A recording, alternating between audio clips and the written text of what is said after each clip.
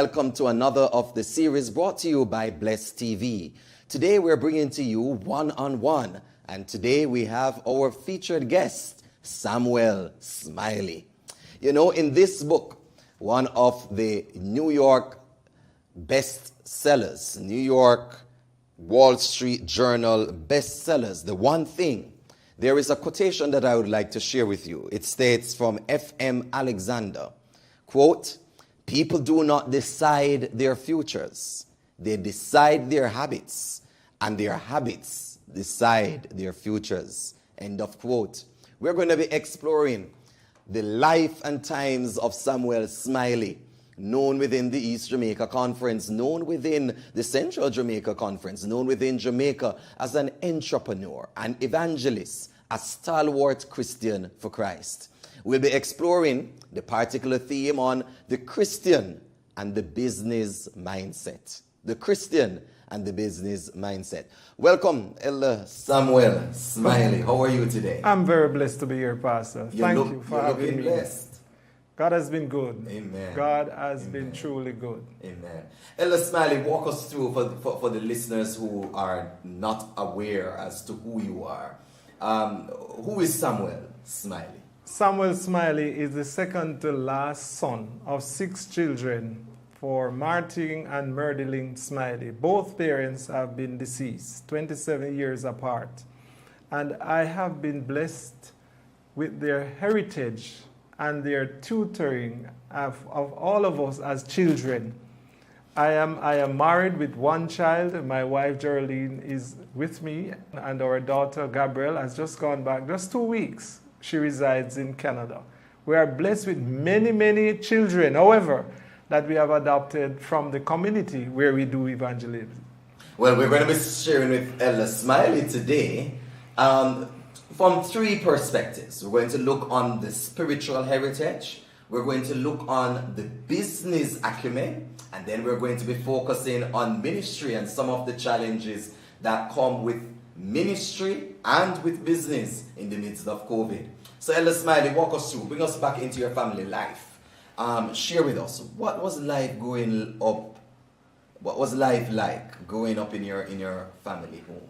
Well, in the home, I couldn't say we were poor, but we were by no means rich. And God has been good to my parents. Mm-hmm. My father, up to age 24, has not lived with me from January to December because he was an external provider back and forth England to Jamaica. He left me in the stomach, came back when I was about 6 months old, spent 6 months, and then left 3 years after we would see him.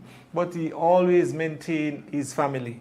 He would have an arrangement with a popular shop in the community where we lived then in Watermount, and we could always go and get our spirits. Where is Watermount? Watermount is beyond Cudgers Hill, back past, going beyond Dovecot. And that in is that area. In the parish of St. Catherine. St. Catherine. So you grew up in St. Catherine, and I know a lot of persons from Central Jamaica Conference watching now are saying, listen, we know Elder Smiley's story, but are they aware as to the depth and the impact of your family life, not just in terms of family history, but in terms of the church? Tell us a little about the spiritual exploits. What was the spiritual environment like at home?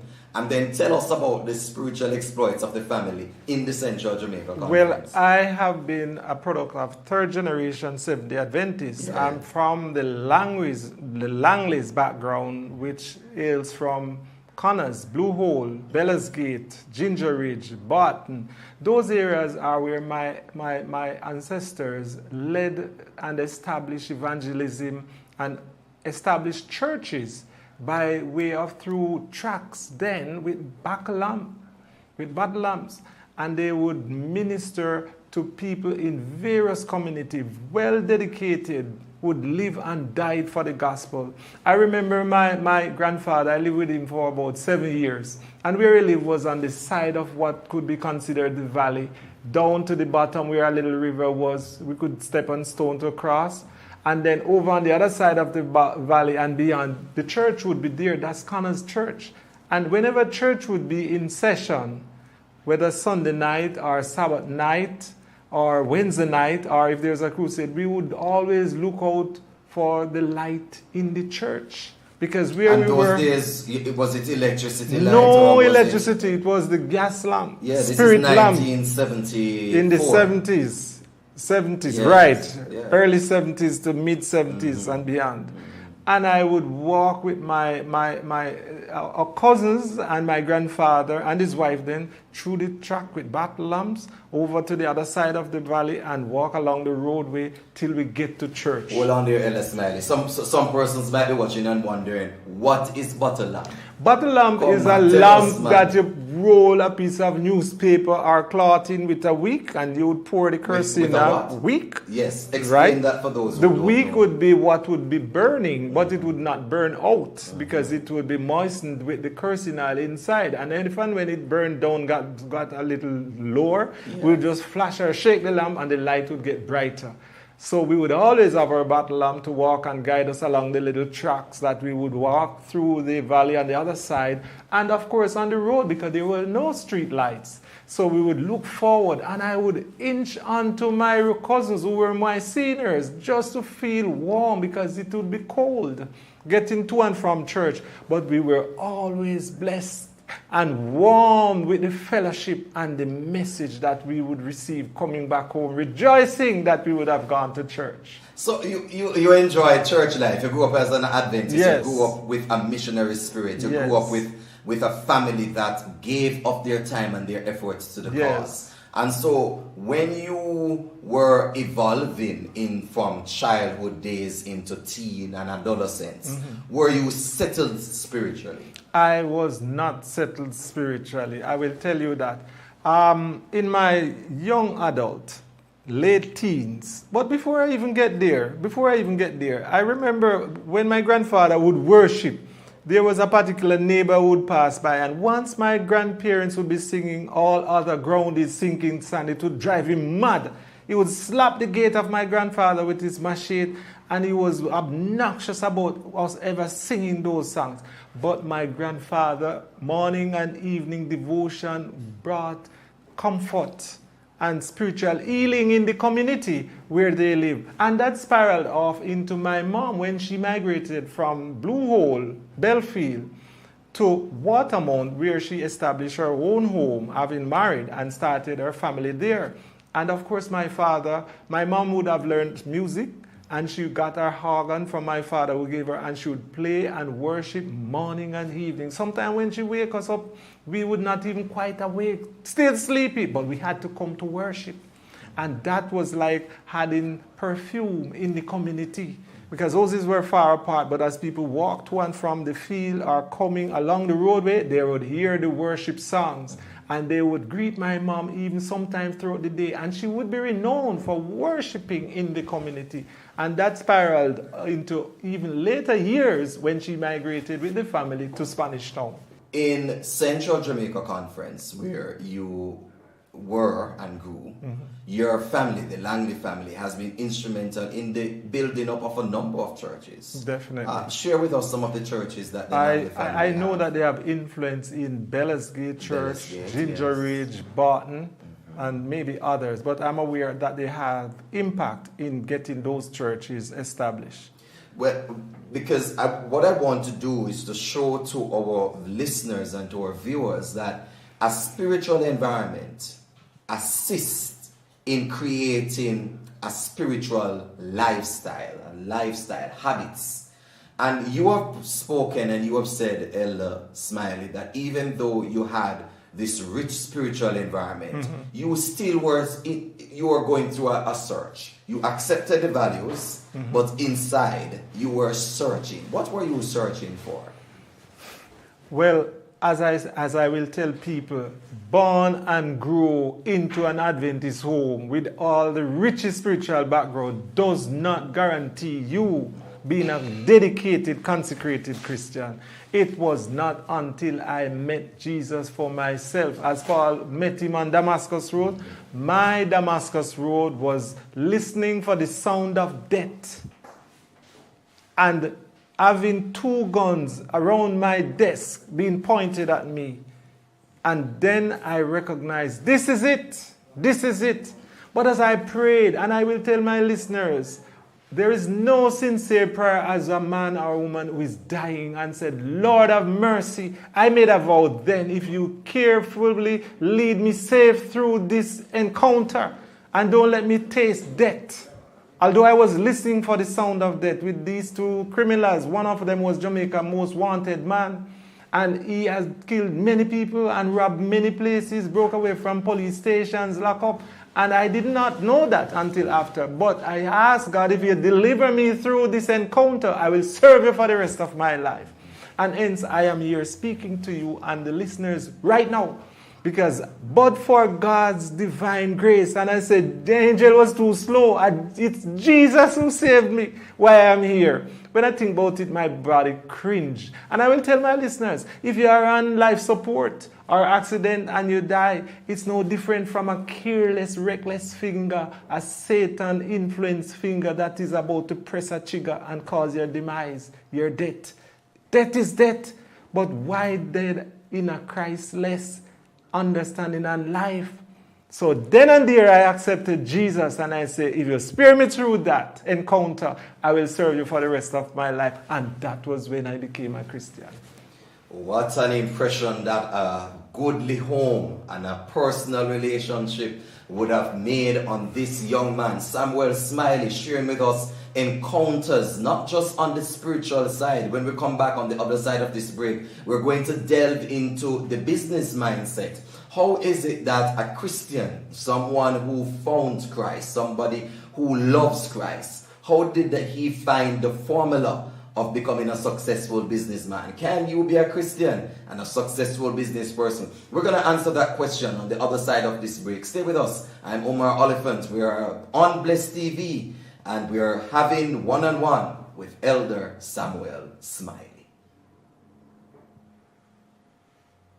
I'm Noel McCoy, owner and director of McCoy's Auto, right here at 24 Malines Road.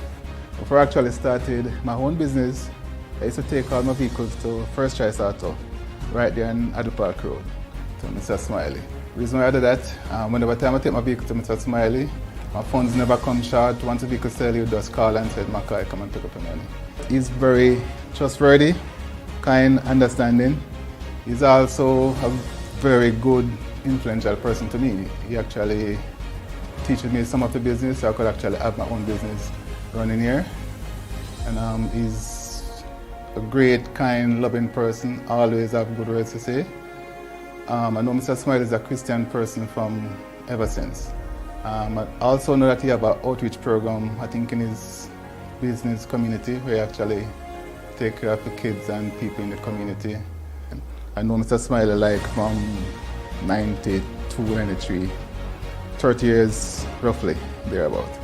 So all I can say about Mr. Smiley is a great person, fun, loving, wonderful person, very great character. I am Mavis Burrell Spencer, work at Spencer's Tailoring. I have known Brother Smiley for the past 20-odd years. At that time, I was attending another church, but Brother Smiley always come to my office and he always tell me about the Seventh-day Adventists. At that time, I did not committed, but I remember he had invited me to a crusade at Eros Park, and I went. At that time, he thought that the message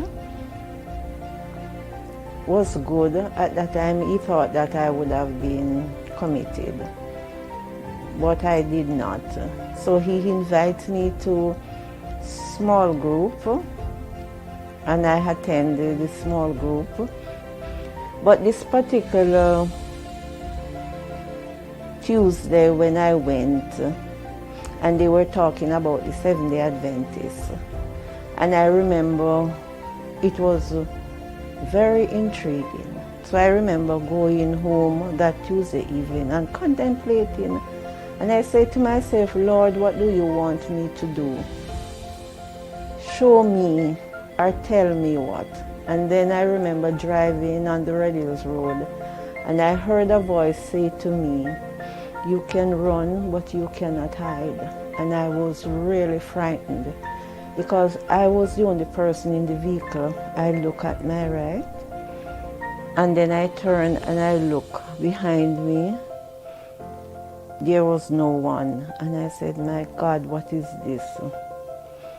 Anyway, I said, Lord, if this is what you want me to do, show me the way. And I remember when I called Brother Smiley and I said to him that I am going to commit myself. I am going to chain the business and I'm going to start attending church.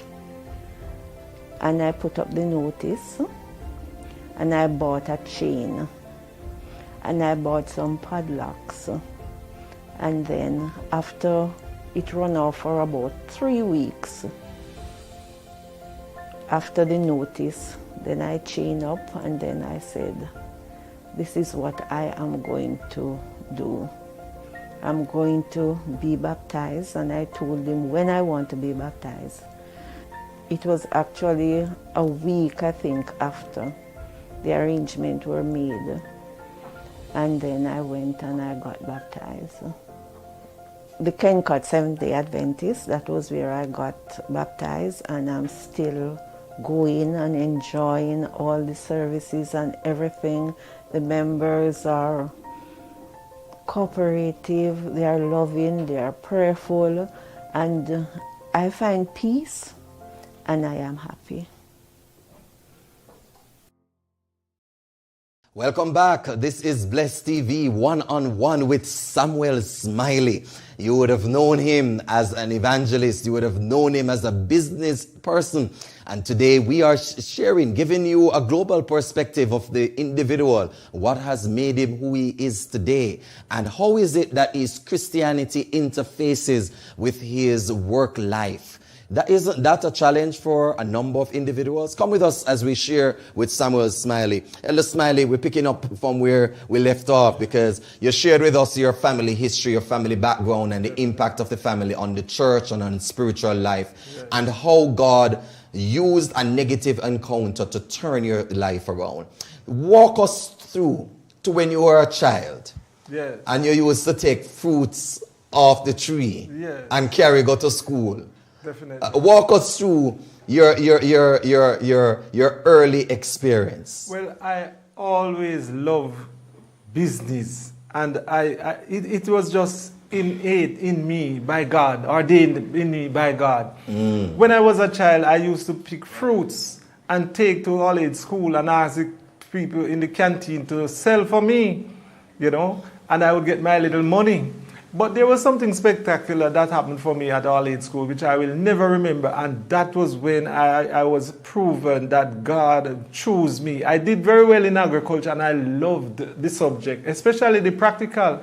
And even the very tools, when we finished using them for the teacher, we had to scrape off the dirt and wash them clean and put them in the storeroom for the next class to get clean tools to go in the field, you know, and chop the soil, dig the earth, and so on and so forth. So we learn about animal husbandry and plant husbandry and how to care for plants and care for animals. And that particular year, I did very well. And for the student who did very well, they would get $25 to invest and implement some of the knowledge that they learned. And they could keep the profit and return the $25 to the class coming behind. So I got that money and I invested in chicken. But in those days, chicken would go through 12 weeks of growing. Starter, finisher, starter, fattener, growing, finisher, and each week, 3 weeks per batch of feeding. And I learned. And I did very well, and I earned chicken. And one man in the community bought all the chickens. And I earned more than enough, could return and go another batch, and return until I buried it in growing goats. And I earned, I remember. Wait here, so you moved from a chicken farmer to goats. To goat rearing. Yes, and I will tell you. I will tell you this: not only chicken, but chicken and goat and plants. You know, but as I and how old were you at this time? This I was about 13, 14. But 13, before 14. we continue that part, what is it that was in you, or what was it that was driving you? Because you said you weren't poor. No. You are able, your father used Yes. to take care of you. My parents your and all the parents used to take children. care of Yes, and all of the yes, children. yes. So what was it that was driving you to want to take fruits and turn it into a business? I wanted my own money. I wanted to save towards getting my ambition in life to buy my own toys, my own little truck. I wanted a bicycle, and I wanted all these things. I wanted a roller, and one day I tell myself I want a home and I want a business. But just to tell you a little more about the goats and the chicken and plants. I remember planting cabbage at the riverside, and it grew nice, and just when I was about to reap it, God would have it, not God. Satan would have it. Somebody went and chop down and chop up all the cabbage. Because we have a very loving church sister who would go to the Spanish Town market, and our plan was to give it to her to sell for me. And they chop up everything. And I was wounded in spirit. It's a good thing I had a dog who used to follow me to the bush. And I had to call the dog to stand by with me, and I walk home sad. But that didn't deter me. Because shortly thereafter, my parents decided to migrate to Spanish Town, where they were building a house. I couldn't carry the goats with me, so I asked a classmate to take charge of the goats, and 50% of the increase would be his. And brethren, the long and short of it, when God bless you, no man challenge you, And when God curse you, no man bless you. That schoolmate robbed me all of my goats. I got none out of 13 that I give him, plus the increase. Nothing. I live to still help him. And God bless me. I come to Spanish Town and I pick up my bearing with a camera. I asked my father for he gave me a camera. He used to do photographing as well. And I'd start take pictures. The team at school. Let me think about it. You use the pictures and make the photography Make and make money. Make money. I remember the first wedding I do was for a tenant at our home.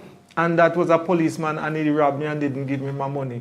I used to take the bus and go to Stanley Motor Lab at Eros Circle and come back home, clean my pictures, come back home, start picture, football, netball team, stop at people home, knock them up, take pictures and carry it back to give them and ask them to pay me for it. And I made my little funds like that. Till I branch off and bought a bicycle. Reach school early, start to sell, ride on the bicycle, around the play field and get my little money. Sometimes me say when I have to give them back a money for lunch because they spend off all the money in riding bicycle. Till I got another bicycle and start to rent bicycle. School was under construction then, Willardine High School, and I asked the contractor for work on the site, and I got work. A lawnmower we got, and we started to cut lawn and earn money. It was just always an entrepreneur skill that wanted to come out. And God bless every effort. And I was able to make good income till I could pay my school fee, pay my class, my uniform. And mom had it easier, dad had it easier. But one thing with daddy, always look out for the poor and needy, sending barrels and trunk with food for the poor and needy. And I always helped to take care of mom. And arrangements were made in the neighborhood where if mom wanted anything, she could get it anyway. And God bless us with enough property and trees, bearing fruit trees that we could get things from to help sustain ourselves. God has been good, man. But Elder Smiley, some persons watching might be saying, boy, this elder doesn't know the text that says the love of money is the root of all evil. Yes. How do you reconcile your desire to be financially independent? Shouldn't Christians be struggling people financially? The love of money is the root of all evil, but that is when you make money become your God. Money was a medium to help poor and needy. I did say earlier, my father looked out for poor and needy up to his dying days. Always have a bag in his vehicle to give, or two to give to poor and needy. My father always cared for the poor and needy. You know, when my mom died the 10th of April, 2:30, Thursday evening, 1984, and he married again. He lived with a second wife for 19 years. She was a big and fat lady, well built. She always fussy with him. Why are you taking so long when church dismissed? You know what he said to her? You know why it was taking long? To give the poor and needy ride home from church, pick them up to church. He said, dear, you see the front seat is yours. Any day I put anybody in the front seat, make war with me. But you see the back seat is for me and my poor people. You understand? He would carry them to visit his son in town, that is me. Give them drive out. He would carry them to the beach and carry a basin. They're too weak to walk. Let them sit on a chair at the seaside, catch the sea water and carry it to them and say, put your foot in it and throw the water on the foot. of the poor and the needy. So much blessings, so much blessings. I see my father get out of poor and needy helping. Right now, we have a house in Claremont because of poor and needy. He looked after the lady so much, and the lady said the son had given the mother the house as a gift. And the mother said, nobody to get that house than Father Smiley. He told me about it, and we got involved, and we ended up buying that property right in Claremont town for years now, almost 30 years. God has been good. If you help the poor, blessing will follow you insurmountable. Money is good, but don't love it beyond how you love people and God. And you will use your money to be a blessing to others and not to be a stagnant pond. But if I hear you clearly, Elder Smiley, and the third one will come after, but I've heard you speak about money in the context and business and entrepreneurial life for three main reasons. Number one, to be self-reliant. Definitely. And I'm going to ask you to just speak to that for the young people. Number one is to be self-reliant. And number two is to help others. And the third we're going to come to a little bit later when we look on how you have integrated that with ministry. But let's deal with the first two. The issue of self-reliance and the help to others. You've more emphasized the second one. But speak to the young man today who is going to high school, or the young lady who is finishing college, and rather than wanting to be employed to someone, is seeking like you to be self-reliant, doesn't want to be living in dependency mode on others. How can that individual help to carve out a future, as you have done, a habit, as FM Alexander states, which develops over a lifetime of not being reliant on others? Once you have a clear mind, and I will emphasize, do not leave God out of it all. He must be the first, the middle, and the best of it all. You understand? Just to throw in another one, I just remember, I used to buy plastic bag and syrup, and just make soak, put in the fridge and carry and sell to, And it worked. It worked even when I came to town. Trust me. God will give you the wisdom and the keen discernment how to use your money, not to be a hindrance. And the little things that you can do, it will give you confidence in moving into greater things. Too often we want to start with great things and we don't have the money to start great. Start little, and little is much when God is in it, and much is cursed when God is not in it. God bless my little till it become much. Yeah. And we must manage it astutely, manage it with keenness and integrity, and God will bless it. He has done it for me, and He will do it for now, for all the youths now. No matter how hard things get. If flour even become $1,000 per pound, God say your food and water will be certain. Launch out in faith, man. It has worked. Every successful businessman have a story, and it was not on platter. It was hard going and runnings, and they stood it out with integrity, especially those who know God. We're not talking about those who get inheritance and drugs and all these kind of illicit way of getting. Well, nothing is wrong with inheritance. Yes, but good inheritance, because some people war and chop up one another for inheritance. We're talking about good inheritance, Pastor. That is what we're referring to. Ella, I'm getting from you, because the conversation with you, it showcases how one's inner passion and inner drive can find meaning and purpose, and not just meaning and purpose in life, but also a livelihood. True. Because you can be passionate about something, but it not earning for you. It not bringing you returns. So, as a Christian, many young people are struggling with the concept of money and Christianity. Interplaying on how am I supposed to utilize my talents and my gifts, and utilize it for the glory of God, yes, and at the same time utilize it to make my future more viable financially. Give young people, we hear you, that you started out going to school and you sell sock, you sell the kneesberry. But today is a different era. They may not have sock. Some of them don't even know what name sock. Naysbury, they might not be interested in that. But maybe they have other things, other capacity and skills and talents. Yes. Give our young people at least three core principles that they can take to to lead the chart of their life from being passionate to gaining livelihood? All right. The first one I will tell you, put God where he righteously needs to put. Put God first. Put God first. Matthew 6:33. Seek ye first the kingdom of God and his righteousness, and all these things will be added unto you. We cannot exhaust God's resources, neither his wisdom. Let's humble ourselves and work with little, man. Now the second thing, what about our faith? What about our faith? Launch out with your ambition. The third one will be your ambition. Have an ambition to gain something out of life. Don't let where you live determine your destiny. That is a means of launching from where you find yourself, right? We didn't have it. And even though people come in and see, they would even know that I ran taxi for 7 years almost. 7 years of taxi. But Hard it's work. almost, it looks like you look like you cover all the traditional scope of work, man. You're taxi man, you're a businessman, what have you not done? You understand? God will bless your little, and I can't overemphasize it. Your little will become much. And when your little become much, strive to be humble. Ask God equally for an endowment of humility.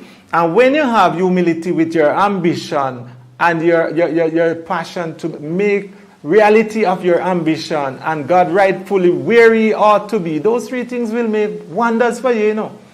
And guess what? Even though we have those three things like your faith, your ambition, and working with the little you have, the little, once you invest it and you see returns on it, it will give you confidence. And that could be looked at as your short-term goals and make mid-term one and long-term ones. Because I did not come to own business just like that. It took time. And the young people today must remember, many people who have things that they're looking at right now. It took years and decades for people to have what they are seeing now and glorying in. So it's going to take a time for them also to invest their ambition and their passion and their faith and their trust in God before it becomes good reality. Sometimes they can ask for help.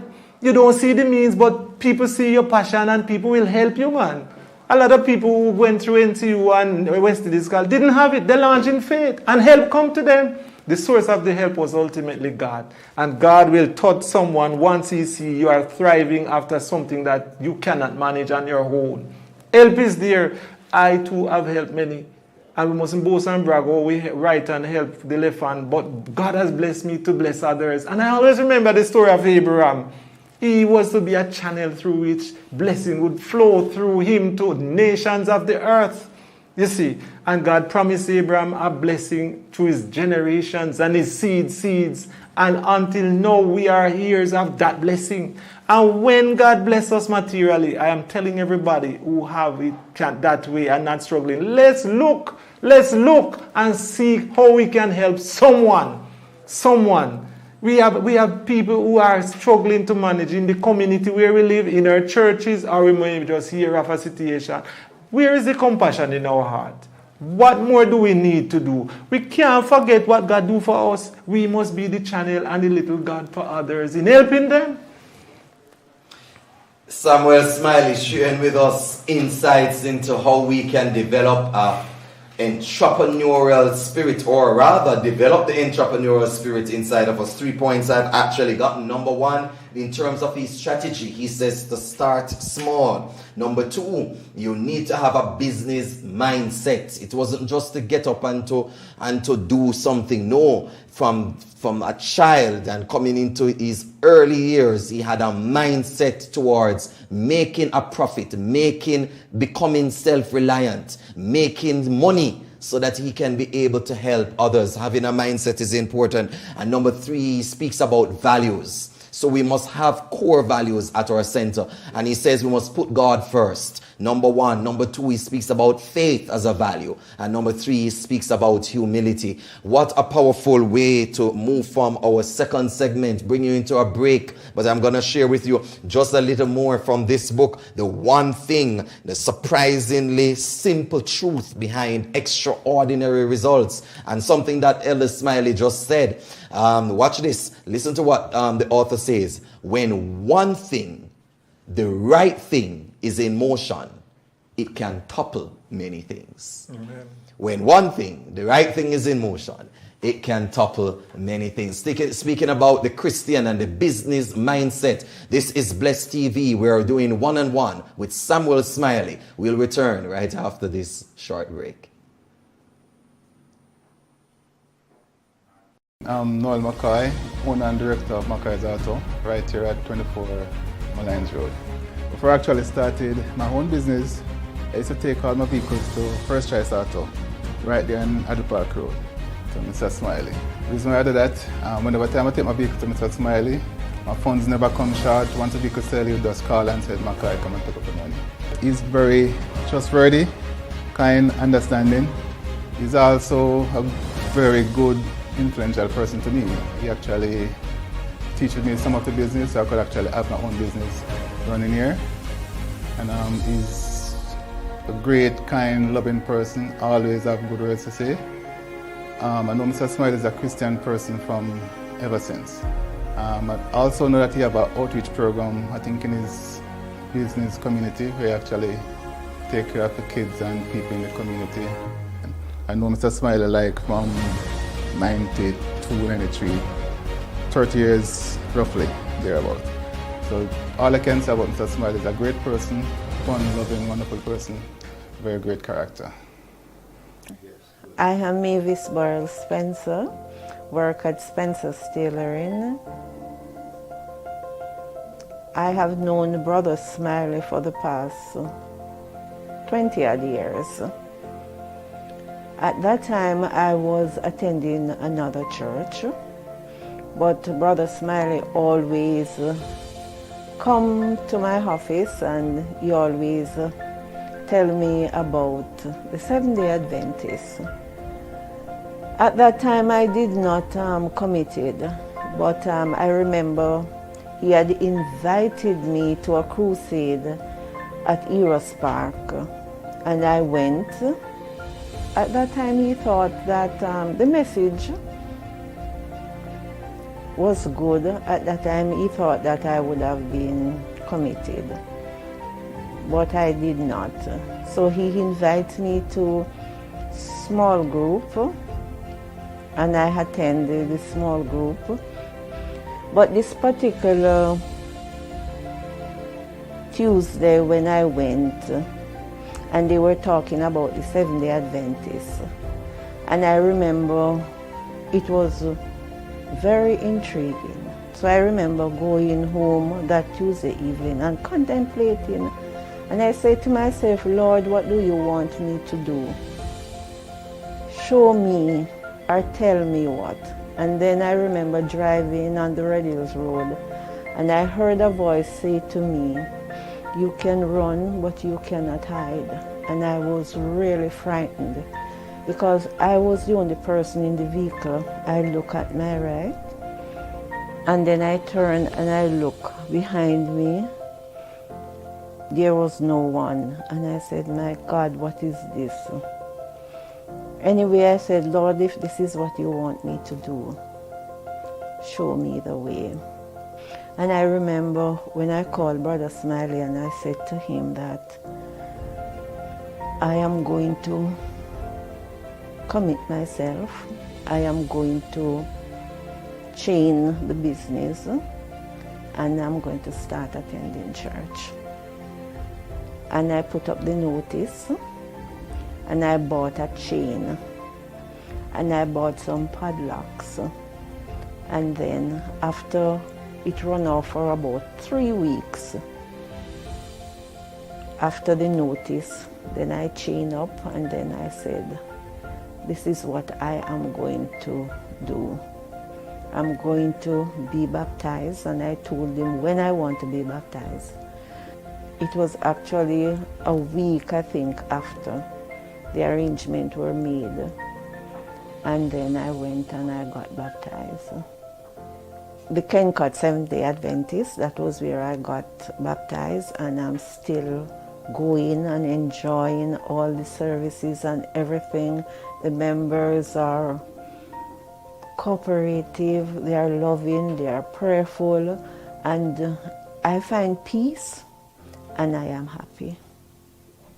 Today we're bringing to you one-on-one, and today we have our featured guest, Samuel Smiley. And here is the prime condition of success, the great secret. Concentrate your energy, thought, and capital exclusively upon the business in which you're engaged. Having begun on one line, resolve to fight it out on that line, to lead in it and adopt every improvement, have the best machinery, and know the most about it. A quotation from the book, The One Thing, the surprisingly simple truth behind extraordinary results. And we are interpreting some of these principles through the lens of the life of one Nuff Love, known as Nuff Love, elder at the Kenkot Seventh-day Adventist Church in Kingston, Osborne Road, known across the Central Jamaica Conference, the East Jamaica Conference, one and only Samuel Smiley. Sharing with us, Elder Smiley, we're going to merge the two concepts now. We've been speaking about your family, we've been speaking about your spirituality, we've been also speaking about the business, because these three for you are all intertwined. Definitely. Now your wife of 32 years. 22nd of July, 2:30, Andrew's Church. You know, Students Hostel. she feel good about that. 1990. Look at that. Yes, man has the date down. A journey, but God has kept us through it all. Yes. Yes, indeed. So, family, business, and evangelism. Yes. Your life is in those three facets, those three circles. Walk us through your work. Let's go first with evangelism. Your work in terms of evangelistic effort. Well, I will tell it like this. It was work and an encounter at work that caused me to become a true consecrated Christian. Being held up in my office, and this was after coming out of partnership with a known person I will allow remain nameless now for 4 years. And when I was going in that partnership, I told him what I'm coming in the partnership with and not leaving when I'm leaving. And that was my integrity. And I left with it. Even today, we are these friends. Yes. And guess what? I established my own business.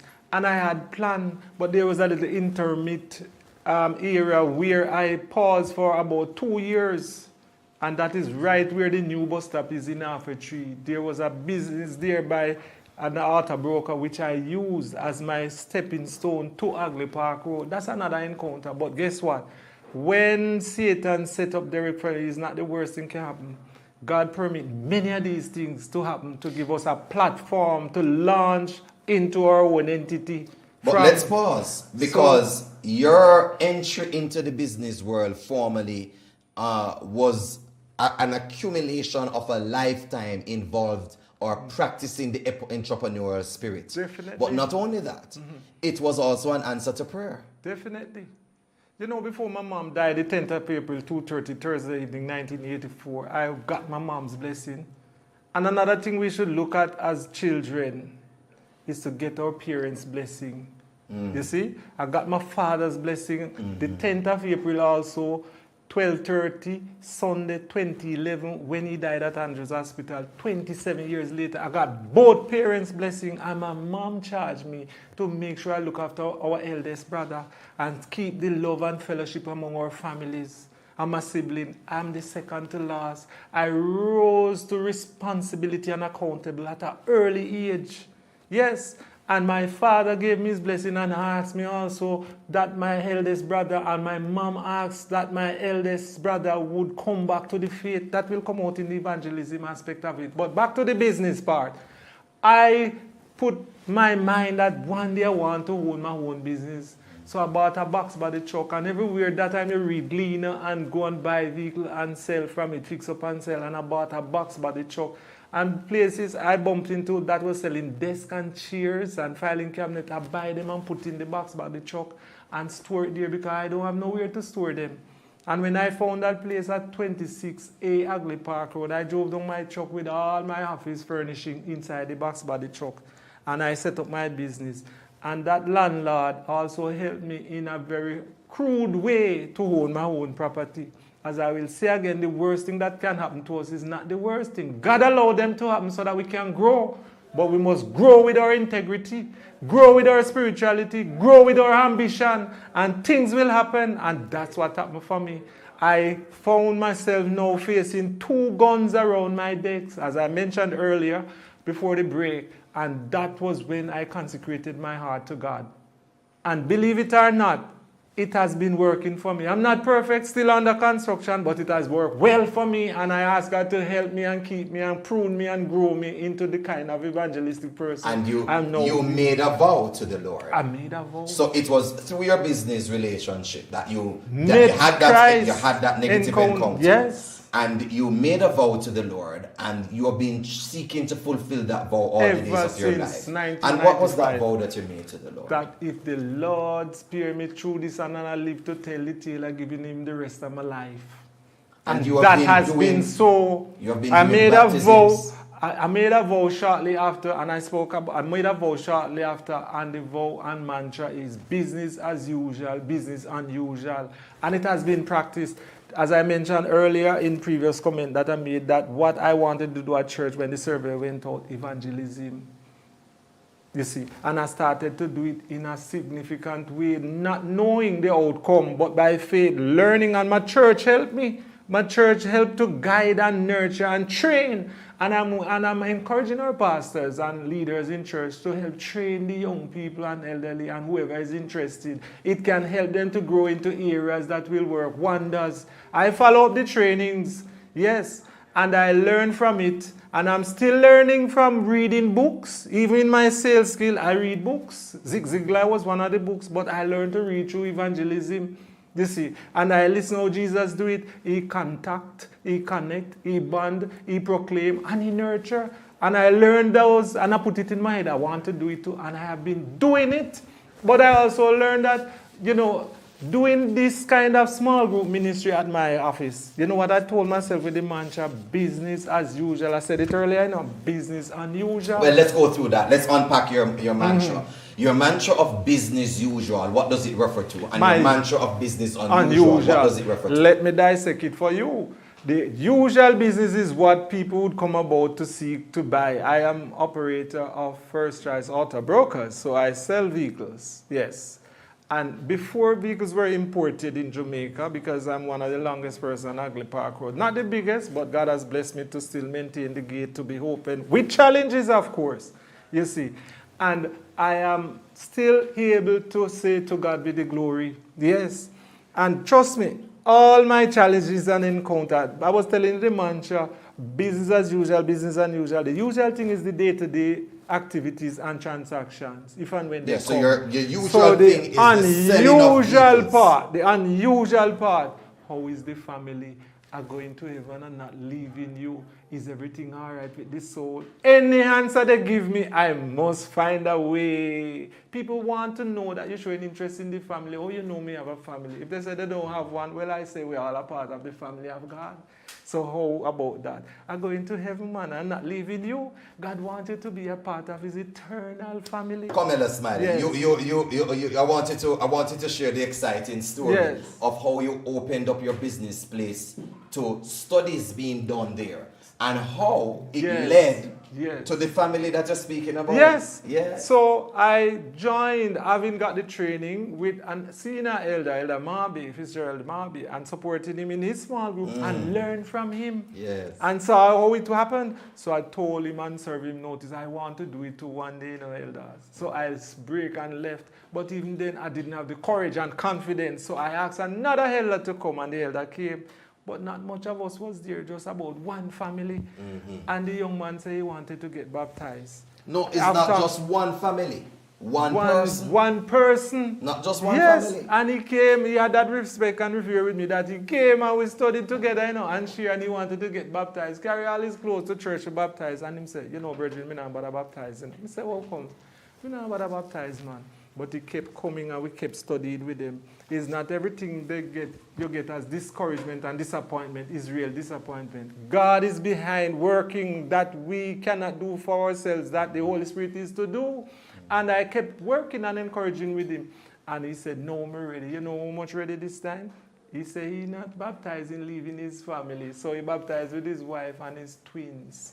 Yes. And his his entire family got baptized many Sabbaths later. And so you have seen how God has worked for you spiritually. Yes. You have seen how God has worked for you with small group ministry. Yes. And you see how God worked for you as a business person. And in the community. And in the community. And in the community. Definitely. Yes. Because I tell you more about the small group. It went so successful for me at Hagley Park Road, where I offered and used my office as the place for evangelism. And the second set of baptism was 7 after that encounter. Amen. And it has just been growing exponentially. But I learned later on that small group ministry is not only about you what you do alone by yourself, but it's also have an added responsibility to reach out to the community. Yes. And personal evangelism, you see. So I went out in the community after an encounter with my church, and they said, go and seek, and I went, and believe it or not, the story is long, will take up more time than this interview, but sufficing to say, I went to a place called Jamestown. Yes. But on reaching, before I went there, and I was terrified, I stopped at the gas station to buy gas, having leave from a board meeting at church. And when I stopped, I said to the attendant, how is this whole? How is everything all right? She said, Lord Master, that the one whole heap of work on. I said, how about coming to a small group meeting having at my office? She said, where? Hagley Park Road. Yeah. She said, but a friend invite me, Yes. I said, it was my core supporter in small group with me.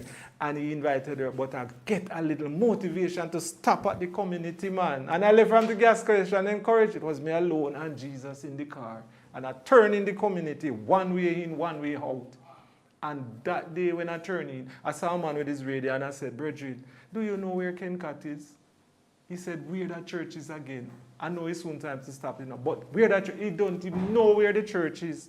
I said, behind telephone company, he said, oh, that and church. And you started going to Kencat, and now you are an elder, you are in Sabbath school and personal ministries, and you are in small group ministries. Definitely. Elder Smiley, your story sounds almost unbelievable.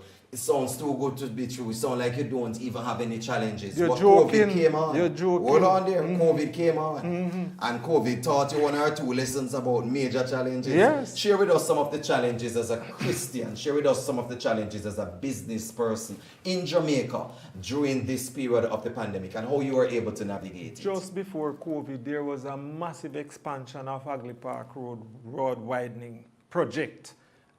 It was at my office that small group meeting was kept for years. And one particular person got baptized from there, who is Sister Spencer. Her story is another testimony. But just to cut it short, I stopped by her. People couldn't come on the road, drive nor walk. So I couldn't keep the meeting at my office. Yes. And the truth is, I stopped by her and I said, but sis, we have a big challenge. How are we going to keep small group meeting? You hear what she said to me? Lord, Brother Smiley, what you worry about? No place this. So we started to have the meeting at our office, you see.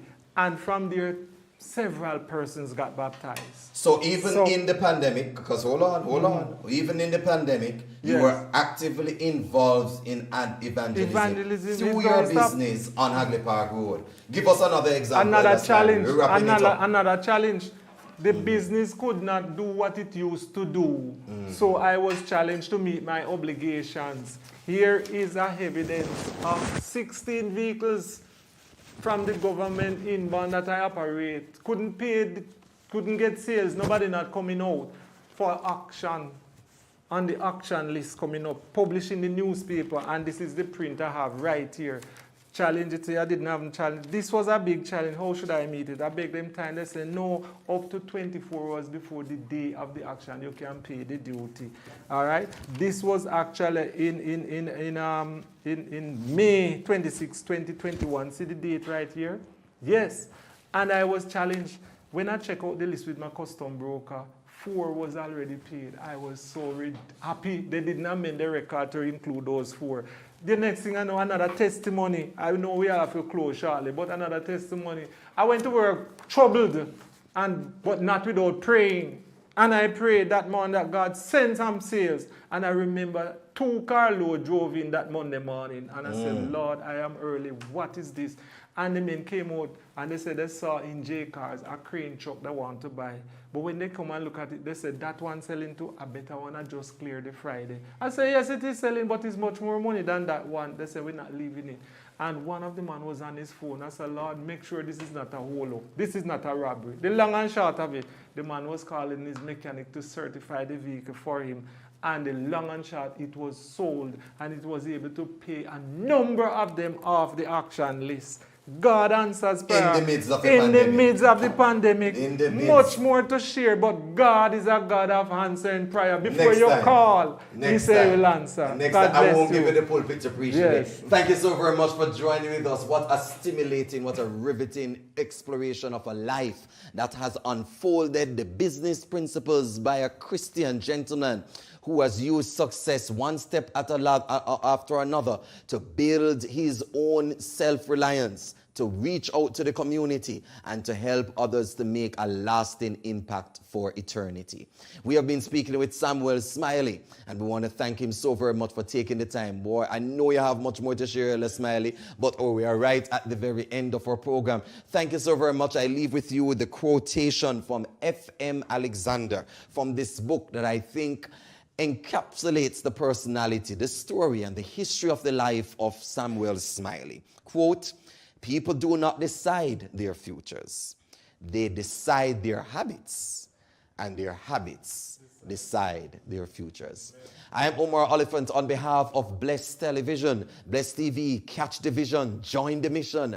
We have been broadcasting to you from the Caymanas Golf Club, and we want to thank all of our partners and affiliates, our broadcasters, our producers, our camera persons, our technicians, our audio engineers, for sharing with us in this episode. Until next time, walk good.